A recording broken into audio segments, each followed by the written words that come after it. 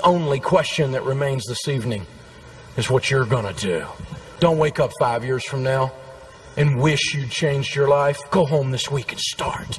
Do it right now. It's as you will it.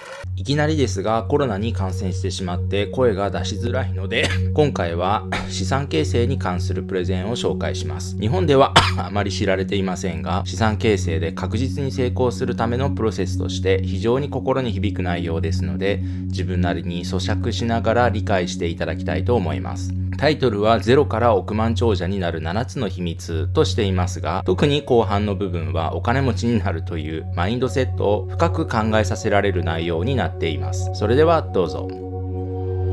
Today what I want to do is I want to show you how to get up on top of your financial house. I want you to get up on top of your financial house and be standing up there. It's going to take you a few years. It's not going to be quick. If you're looking for get rich quick, you're in the wrong room. And how do you get up on top of the house?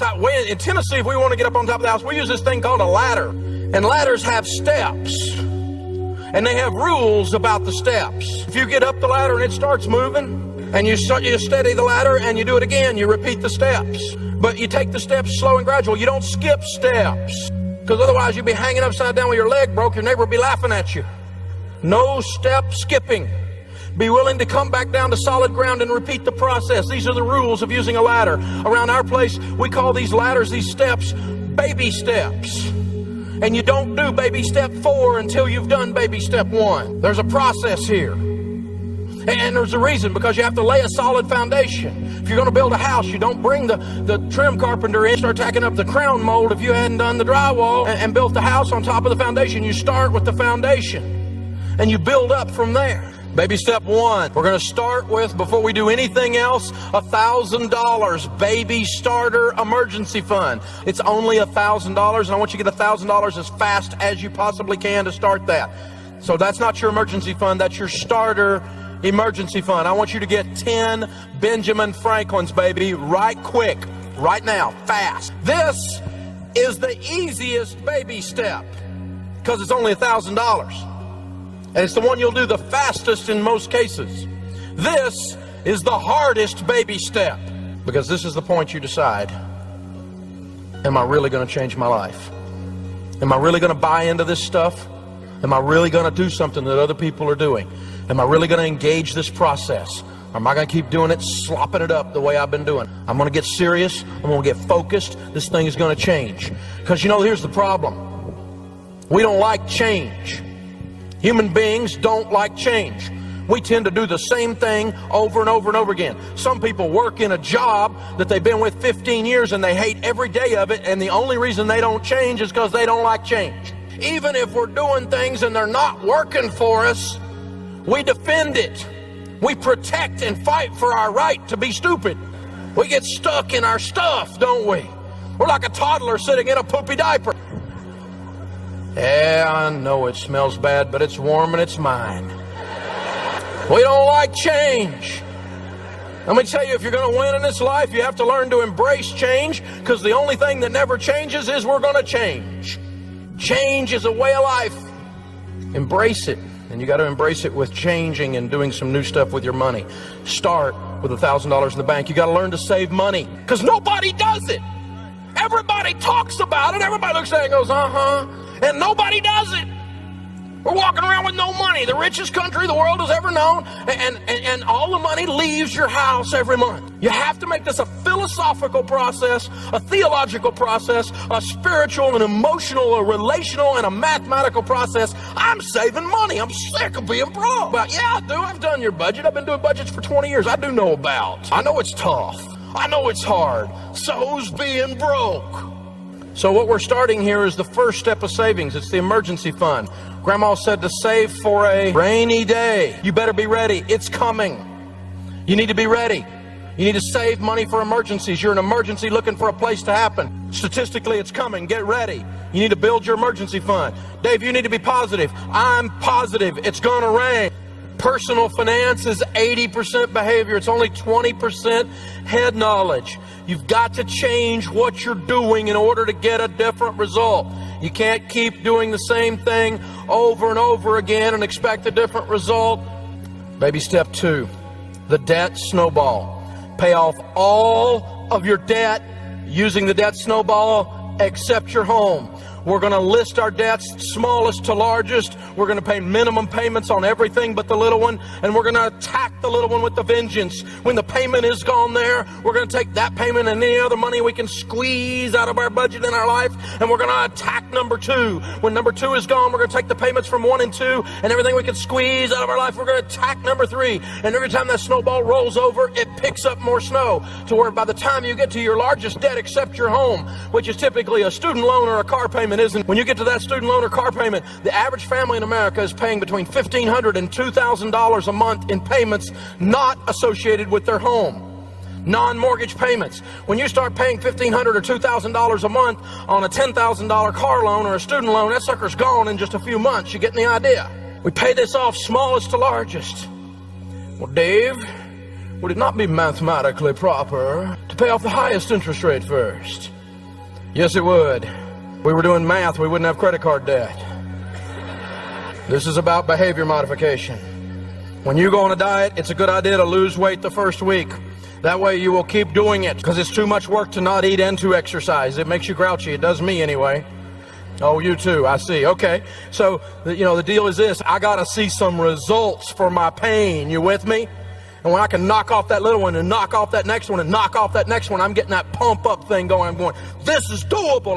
My belief kicks in. My faith is built. My hope grows, and I get more and more and more and more intense as I go down the thing. That intensity, that focus causes this to happen. And I noticed that intensity and that focus in the intimacy of talk radio. As people are calling in, I got to where after years of doing this, I can kind of tell if they're going to be able to do it. I can hear it in their voice. I can hear it in the cadence of their speech and the words that they're using. I can discern what's happening. Not every time, but I started noticing that I can tell that one's going to make it and that one's not. Because they'll call up and they'll go like, Dave, I'm getting out of debt. It's not that extreme, but sometimes it is. But you get this thing coming up out of them. You can feel it. I've had it. Les Brown, the great motivator, says people change their lives when they have finally say, I've had a moment where I say, I've had it. I'm sick of this. That's when you change your life. You got to get to that point. You can wander into debt, but you can't wander out. You got to have this moment where you say, that's it. I'm tired of working my butt off and I don't have anything to show for it but an empty payment book. That's how this works, but I promise you, it works, baby. If you keep doing it, you get to chase the cheetah. So now, we don't have any payments but a house payment. We're at baby step 2. We're 18 to 24 months in. Does that feel pretty good? Now our next goal is we're totally, with Gazelle Intensity, going to continue to focus. With focused intensity, we're going to build up that $1,000 account until it reaches a fully funded emergency fund, which is 3 to 6 months of expenses. Emergency funds should be easy to access or liquid. Put them in a money market type account with your mutual fund company. Check writing privileges. It's not going to earn much interest. And I want you to put 3 to 6 months of expenses. Some of you, that'll be $10, $15, even $20,000 just sitting there, boring, but ready for life to happen. See, here's the deal. Your emergency fund, the problem we get is we get mixed up about it. It is not an investment. Your emergency fund is insurance. Here's the difference. Investments are money that make you money. Insurance costs you money to protect your money that is making you money. You buy insurance to protect your house, to protect your health. You buy insurance to replace your life and the money you make if something happens to you, called life insurance. Insurance is an expense that protects assets. Your emergency fund is not an asset. It technically is in accounting terms, but you don't need to look at it that way. In other words, if it earns a little interest, that's just good. But it's not there to earn interest. It's there to protect your 401k. Because if you have to dip into your 401k because you didn't have an emergency fund and the government takes half of it in penalties and taxes, that's what's known as stupid. Because you didn't have an emergency fund. I never had an emergency fund any time in my life when I was a multimillionaire doing the real estate stuff. I didn't have any money saved. Everything went back into the deal. Everything we spent, everything we consumed. No money, no liquidity, no cash. And that's one of the reasons I went down, because I had no wiggle room. And that's what this is. It puts a pad between you and Murphy. You know who Murphy is. If it can go wrong, it will. And let me tell you what, you don't have an emergency fund, Murphy will move in your spare bedroom and bring his 3 cousins broke, desperate, and stupid. And your life will look like a country song. That's how this deal happens. So you don't put it in a CD, a certificate of depression, because if you cash that out early, they charge you a penalty. That's not liquid. That's not easy to access. So a simple money market account with something like your mutual fund company, and you put 3 to 6 months of expenses in there. Money market accounts are easily accessible. Men say things about the emergency fund like it's boring, it's not sophisticated enough. Dave, you want me to take $20,000 and let it sit there and make only 3 or 4%? Dave, I could do a lot better with that. I could do a BBD, a bigger, better deal. I got this game plan. I got this shot. I get this. My wife says I'm scheming and scamming when I do that kind of stuff. And guys are always trying to do this. Very few women do this stuff. See, women, on the other hand, say things like it's the most important key to our financial plan. Guys, if you want to make one of the best investments you'll ever make in your life, she's wired by God naturally to be smarter than you on this subject. Her nature takes her to the place to be calm and secure in this area. This emergency fund causes her to relax in a place you don't even have. When you do the investment and the work and the budgeting to participate in the process, and this emergency fund is put in place, she'll relax and she'll look at you through a different set of eyes. This is one of two things I'm going to tell you today, for those of you that are married or ever want to be married, that will revolutionize your marriage, because she will feel completely different at that point. Not because she's weaker, because on money things a lot of times ladies are actually stronger, but because on this subject that's how she's wired, and she'll look at you in a different way when that emergency fund's in place. It's an investment in your marriage. An emergency fund turns a crisis into an inconvenience. If your transmission goes out and it's $2,700 to fix it and you have $15,000, you go, dadgum, the transmission went out. That's a pain. Transmission goes out and you are broke, you go, oh God, the world's coming to an end! It changes your whole life. The drama starts to leave your life when you have this emergency fund stuff in place. It is absolutely powerful. That is baby step 3. And now the baby steps take a different flavor. 4, 5, and 6 we're going to do at the same time, and so we're going to limit our investing here in 4 to only 15%, because I want to work on the other 2 baby steps at the same time. Instead of going 22% or 28% in savings, only 15%. Invested into Roth IRAs and 401ks, this is a mathematical explosion. That stuff we talked about where there's interest on the interest on the interest. Now you got a different kind of snowball rolling. It's rolling down the hill and you're chasing it instead of it chasing you. Now you get to see wealth start to build. Your money starts to make you money. This is a plan right here. $100 a month invested from age 25 to age 65 at 12% in a decent growth stock mutual fund is $1,176,000. I just gave you a formula to be a millionaire. Straight up. 30 to 70 is the same numbers. 35 to 75 is the same numbers. $100 a month. That's pizza money in some of your houses. It's your cable bill. You know what I'm saying? You know, you consume $100 in lattes. $100. $100. And you're a millionaire. Every single month. Roth IRAs and 401ks are secret government formulas to wealth. Now you don't have any payments but a house payment. Now you can find $500. So let's do the numbers. The average household income is $40,816. That's $3,333 a month. That's what it is. Your take-home pay is about $2,700. Average family making 40's got a house payment of about $700. $2,700 take-home minus a house payment of $700 leaves $2,000. You got $2,000 to eat, pay lights. Oh, I don't have any debt payments. Maybe I could save $500 out of the $2,000. Could I say yes? And then you might end up with some money in the process. This is real. I didn't just make this up today. We've done this for a long time, and it works. And see, here's what's interesting about those numbers. The Roth IRA grows tax-free. So tax-free is a good idea. It's very, now let's think about it. $6,000 a year for 40 years. What's 6 times 4? 24. That's $240,000 that went in. This is interesting. $240,000 went in, and it grew $5.8 million.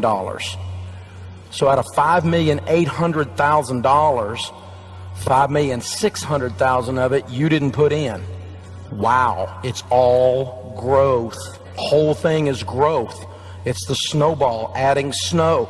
And the fact that it's tax is huge, because taxes on $6 million would look a lot like $1,600,000. The 401k is a secret government formula to wealth, because you do that investing pre-tax. If you take $1,000 of your income and bring it home, by the time it gets home, it looks suspiciously like $700. But if you put it in pre-tax, the whole $700 plus your $300 you would have given to Congress goes in. Why is that important?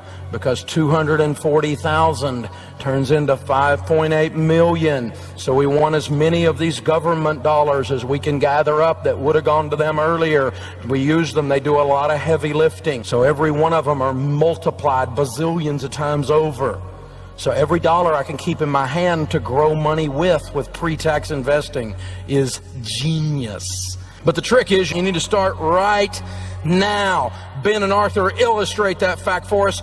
Ben invests starting at age 19. He invests $2,000 a year in a good growth stock mutual fund all the way up until age 26.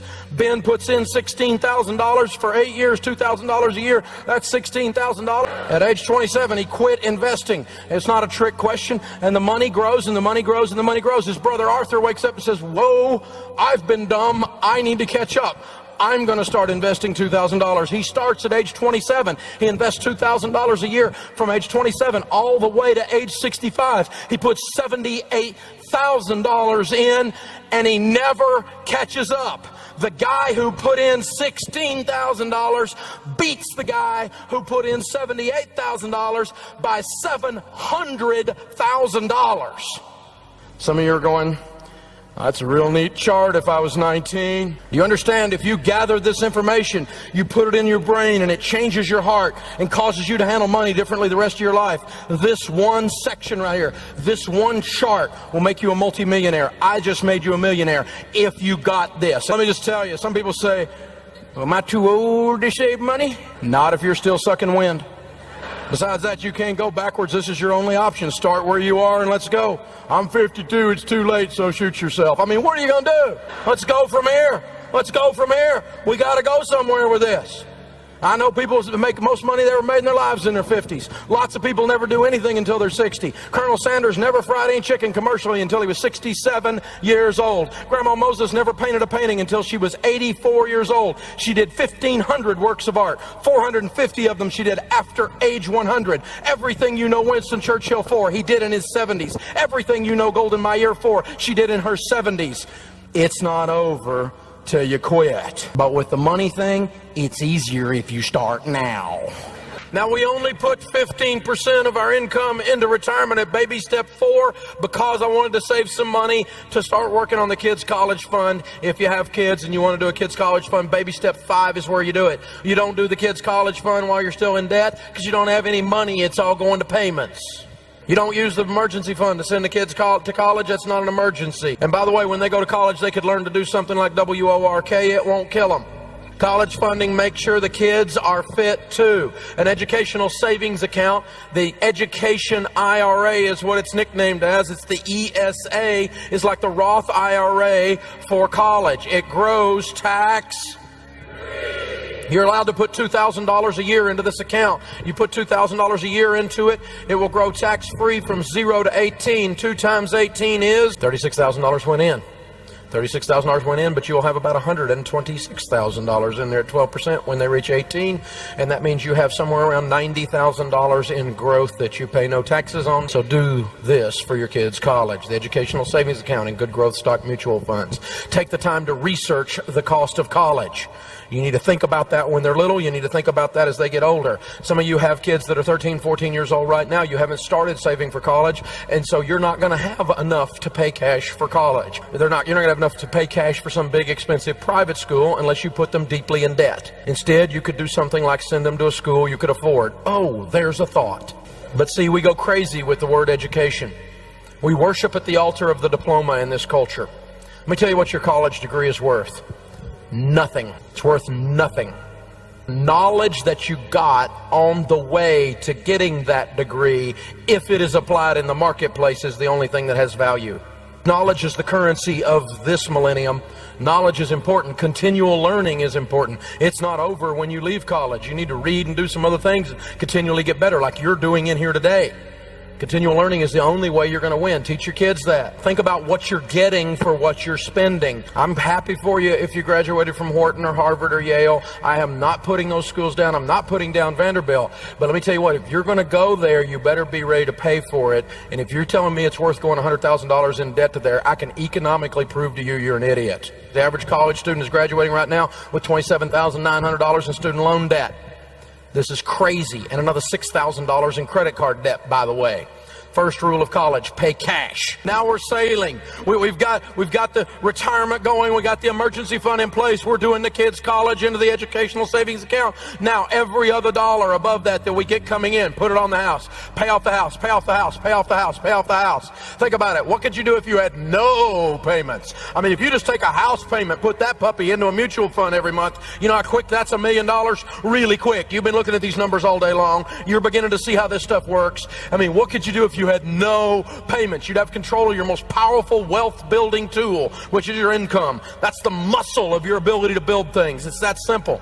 Myth. It's wise to keep my home mortgage because I get the tax deduction. How many of you have ever heard the tax deduction myth? I don't want to pay off my house. I'll lose my only tax deduction. That's one of the biggest ones. And I'm amazed that CPAs are so stupid they do this.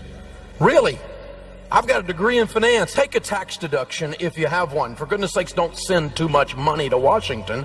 But staying in debt because of a tax deduction, here's how that works. Think about it for a second.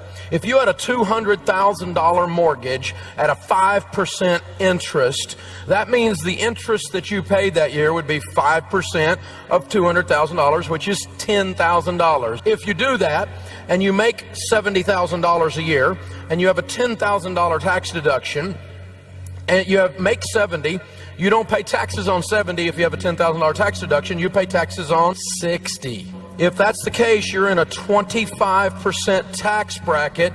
You saved $2,500 in taxes. A tax deduction, mathematically, is sending the mortgage company $10,000 to save sending a taxes of $2,500 to Washington. Here's an idea. Pay off your mortgage, give your church $10,000, and you get the exact same benefit.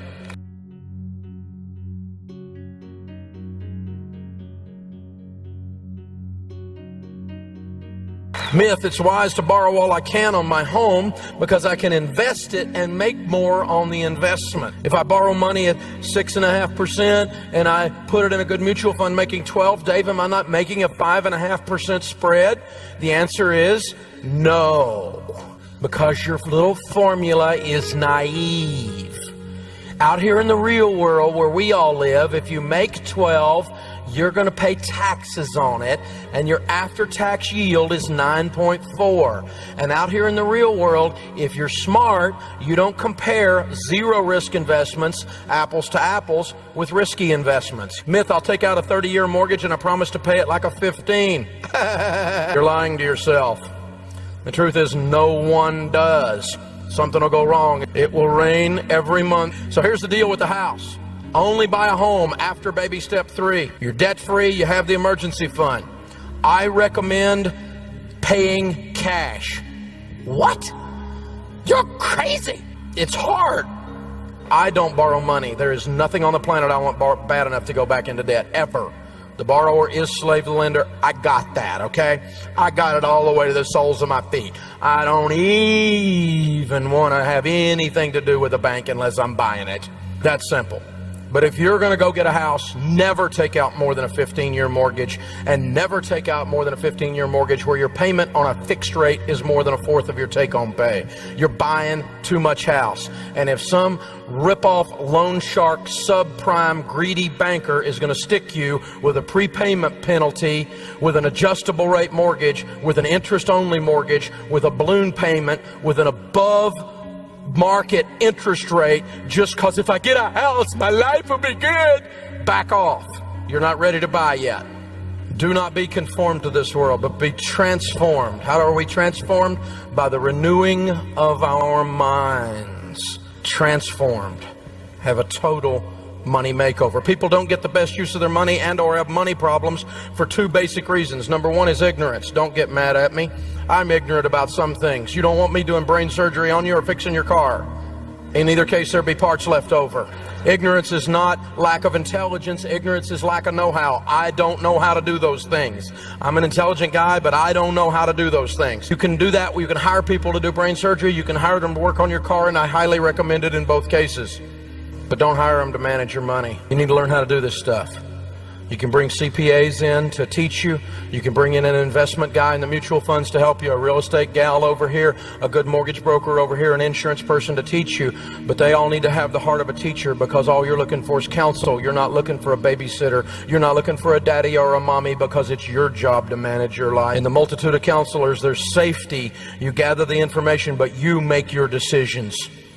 Don't let someone else do that for you. Now we got the house paid off. Now the kids' college is underway. Now retirement's underway. See, when you get all that done, baby step 7, there's nothing left to do except build lots of wealth and give it away. You're going to have the most fun you've ever had with money when you hit baby step 7. When you launch into this area of wealth, you're going to look at things through a completely different lens that you didn't even know you had in your camera. It's a whole new way of seeing things. Your most powerful wealth building tool is your income. When you get control of that, it will launch you. You don't have to be on the radio, and you don't have to have best-selling books to do it. Regular people making $50,000, $60,000 a year do this stuff all the time. Wealth is not an escape mechanism. It is instead a tremendous responsibility. If you think your life's going to get better just because you get money, you're wrong. Because you become more of what you are. If you are a jerk and you get a bunch of money, you will become a very large jerk. If you're generous and charitable and you get money, you will have a huge impact on people around you. You'll never sit down in church next to a single mom who's crying because her light bill isn't paid. But what you just reach over and pay it to the end of the year. But you really don't do it right then. You do it after you get home, so she doesn't know who did it. Because it was really God that did it. It wasn't you. You don't need to be taking the credit anyway. There's only 3 things you can do with money. You can have fun with it, you can invest it, and you can give it. And you need to do all 3. You better be having some fun. Money's fun if you got some. You need to be investing it so you got some. And you need to be giving it because it is the most fun you'll ever have with it. Giving is possibly the most fun you'll ever have with money. That's the deal. You know, Winston Churchill said, he said, we make a living by what we get. We make a life by what we give. Andrew Carnegie, who was the Bill Gates of his day in the year 1900, Carnegie Steel, Carnegie Hall, and started most of the public libraries in America today, the wealthiest guy of the year 1900, used to say that surplus wealth is a sacred trust to be managed for the good of others. If you'll bear with me for about 2 minutes and not move, this last section is very, very important. There's 2 things I want to cover with you. One is this. Each of you are perfectly trained, perfectly designed 4-cylinder engines. You need to run on all 4 cylinders to be able to win. We're physical beings. Take care of this. You get one. Don't go to McDonald's, eat 62 Big Macs and go, Lord, bless this for the nourishment of our bodies. Take care of this. You get one. Eat less, exercise more. It's not hard. Just be cognizant of what you're putting in your mouth. People don't sneak in your bedroom in the middle of the night and stuff food down your mouth. It's you. You're the one doing it. I know because I put the sign on my desk. It's the food, stupid. I know it's me. It's my job to take care of me. The second thing is we're emotional beings. If you had something bad happen to you in your life, and most of us that are breathing have, you may need to sit down with your pastor or with a good counselor and unpack your baggage. Life's too short to go through it with the Samsonite. It's heavy. Well, Dave, I came from a dysfunctional family. We all did. They had people in them. I'm not poking fun at you. I'm just saying I know what it means to hurt, and it's okay to get some help when you're hurting. It's kind of dumb not to. The third thing is this. We're intellectual beings. Feed your mind. Read. The average person hasn't read a nonfiction book. 70% of Americans haven't read a nonfiction book since their last day of formal education. Charlie Tremendous Jones says that 5 years from today, you will be the same person you are today, making the same money you have today, with the same problems you have today, except for the books you read and the people you meet. Now, you can be an intellectual. You can feed your intellect and grow. You can take care of your body, and you can take care of your emotions. But if you do those 3 out of 4, you are not running on 3/4 or 75% power. Until you plug in the 4th one, the other 3 don't work right. And when you plug it in, it takes you to more than 100% power. It takes you to 110% power. It kicks in the joy. It kicks in the celebration of life. It kicks in the passion of life. It increases your creativity. It changes everything about the other 3. What am I talking about? I'm talking about the spiritual. This step-by-step baby steps program is steeped in common sense, biblical wisdom. It is an absolute process that is proven. Literally to date, millions with an S of Americans are somewhere in those baby steps. They're right now working this exact process. Millions and tens of millions, even hundreds of millions of dollars of debt has already been paid off. Whether this stuff works is not in question. The only question that remains this evening is what you're gonna do. Don't wake up 5 years from now and wish you'd changed your life. Go home this week and start. Do it right now. It's as you will it. Thank you, Dallas! You're awesome! 内容は以上となります。今回の内容はアメリカの有名パーソナリティであるデーブさんが億万長者になる7つの秘密というテーマでお送りいたしました。日本ではあまり知られていない内容で皆さんの資産形成に役に立つと思いましたので、英語と日本語の字幕をつけて公開させていただきました。一部アメリカと日本でシステムが違う点もあり、そこに関しては日本のシステムも一部紹介させていただきましたが、本質的には非常に参考になる内容だったと思います。私もこれをしっかり実践しきれていませんが、これをやりきれば億の単位まで資産を増やせれる鉄板のやり方だと思いますので、この内容を自分なりに咀嚼して自分のやり方に落とし込んでいただければと思います。それでは3月7日時点のレバナスに2000万円投資した運用成績を公開していきたいと思います。3月7日時点での基準価格は 29,368 円で、投資額 2,292 万円に対して評価額 1,940 万148円となり、利益は352万3,576 円の持ち出しとなっています。今年は金融引き締めの年なので、もう少しガツンと下がるかと思いましたが、思ったより下がらないので、2回目の追加購入のタイミングを探しています。それでも3月のどこかでは買いたいと思っているので、また買うタイミングになれば、このチャンネルにて速報を流していきたいと思います。オンタイムで買うタイミングを知りたいという方は、チャンネル登録及び通知ボタンの設定をしていただければいいかなと思います。ちなみにどうでもいいのですが、コロナにかかりましたが、それなりに声とか喉はきつかったですし、熱も39度台まで上がりました。この部分は投資系チャンネルなのであまり深く掘り下げませんが、ほんの少しだけ申し上げさせていただきたいと思います。私は入院まで行かず自宅療養でしたが、今でも入院している患者様や重症患者の方がいらっしゃると思いますので、この感染症対応に当たっている医療従事者の方は、昼夜問わず多大な負担を強いられていると思います。特に病院関係者は自分へのリスクも顧みず、医療行為を実施していただいていると思いますので、この感染症対策に当たっている医療従事者をはじめとする全ての方には本当に頭が上がりませんし、心から感謝申し上げたいと思います。自分だけではなく、その家族までリスクを負いながら、我々の社会秩序を守るために働いている方々に感謝してもしきれないと思います。そしてウクライナに関しては、この感染症で医療現場が逼迫している中、戦争までされて我々が想像を絶する状況になっていると推察されます。なんとか各国のリーダーが連携を取り合ってこの危機を乗り切っていただきたいと思います。それでは今回の内容は以上となります。最後までご視聴いただきましてありがとうございました。